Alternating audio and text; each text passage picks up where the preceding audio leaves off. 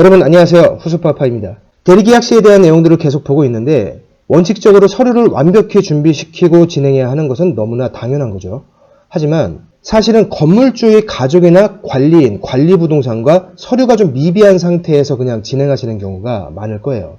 사실 이 부분에 대해서는 배우자가 나오는 경우와 기타 가족이 나오는 경우, 관리인이나 관리소장님하고 진행하는 경우, 임대인 측 부동산이 임대인을 대리해서 진행하는 경우, 이렇게 몇 가지 상황으로 나눠서 영상을 준비했었습니다.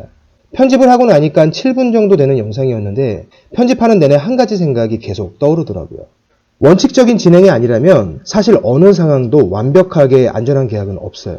이런 경우에도 문제가 있기는 하지만 이렇게 하면 덜 문제된다 라는 내용의 조언을 하는 것이 맞는지에 대해서 고민을 좀 하다가 유튜브에 올리는 것은 약간 부적절할 수 있겠다는 생각이 들어서 그 영상은 올리지 않기로 하고 삭제를 했습니다. 시간을 쪼개서 만든 영상이기 때문에 좀 아깝기도 하지만 그 영상을 기다리신 분이 계실 수도 있어서 먼저 죄송하다는 말씀을 드릴게요. 사실 매매계약에서는 서류에 대한 협조가 아주 잘 됩니다. 문제는 임대차 계약이에요. 특히 주택에서. 남편 이름으로 건물이 등기되어 있는 상태에서 임대차 계약 시에는 아내분이 나오는 경우가 많죠. 이때 아무리 부부지간이라도 법률상 재산권은 각각 별개로 행사해야 하기 때문에 돌아가셔서 남편 명의 위임장을 작성하시고 남편 인감도장을 찍은 다음에 인감증명 첨부해서 내일 다시 나오세요. 현장에 나온 건물주 와이프분에게 이렇게 얘기한다면 그 아내분의 반응이 어떨지는 여러분도 잘 알고 계실 거예요. 건물주의 가족은 자기도 주인이라고 생각하기 때문에 사실 그 입장에서는 당연한 것이지만 어쨌든 상당수는 불쾌해하고 심지어 계약을 안 한다고 하거나 그 동네에서 중개업하면서 자신을 의심스럽게 대한 그 부동산 사무실에 안 좋은 감정을 갖는 경우도 있어요.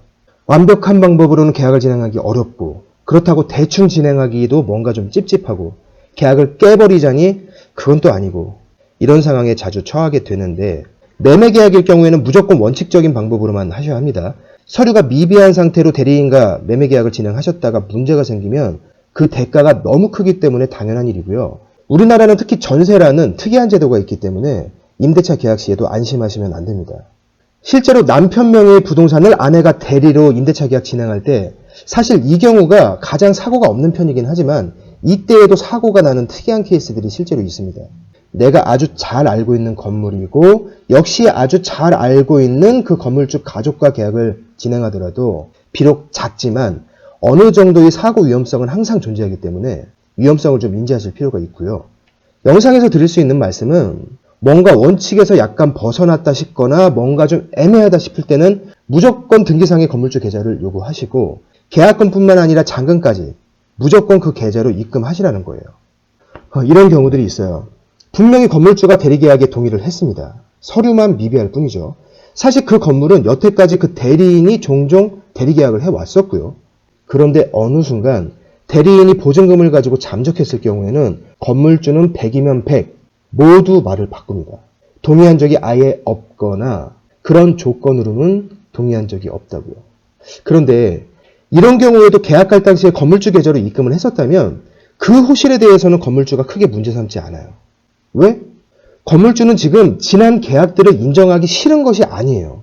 건물주는 자기가 받지 않은 돈에 대해서만 관리인이나 대리인이 받아서 잠적한 그 돈에 대해서만 책임지기 싫어하는 거예요.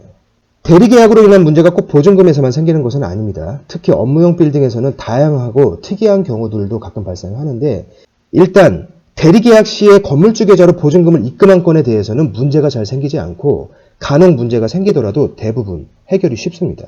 때문에 제가 대리계약 파트 내내 건물주에게 입금하는 것이 제일 중요하다고 계속 강조를 드리는 거예요.